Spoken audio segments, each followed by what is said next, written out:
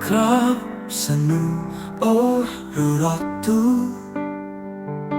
Ning tôi chẳng nhìn nắng Hề gần lôi muốn Ala nga ai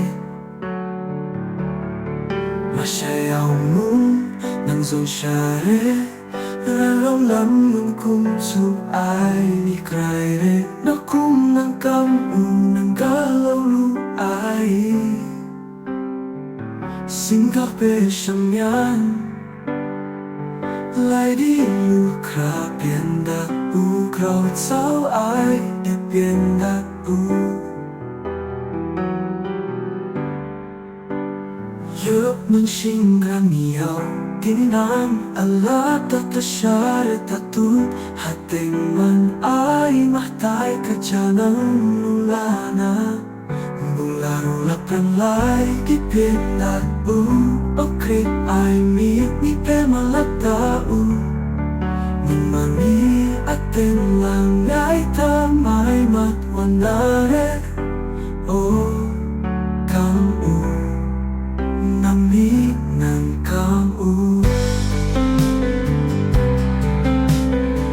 At yung pilit siya dyan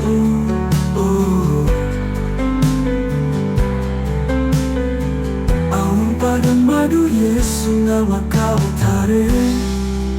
Oh hindaku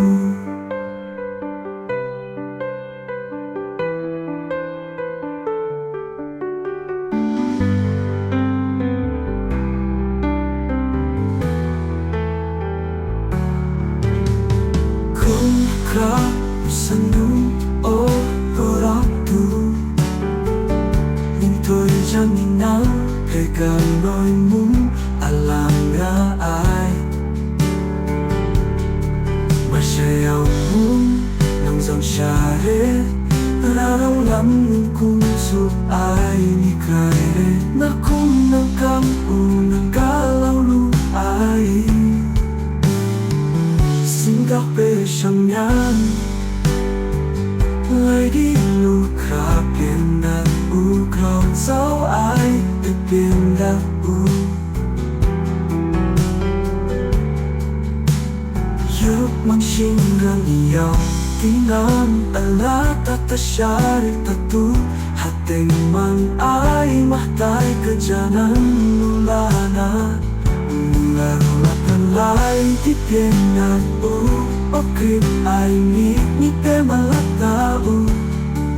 Mani atin lang ay tamay matwanare O kau Nami ng kang At yung pilit siya jao Ang padang madu Yesu na makaw tare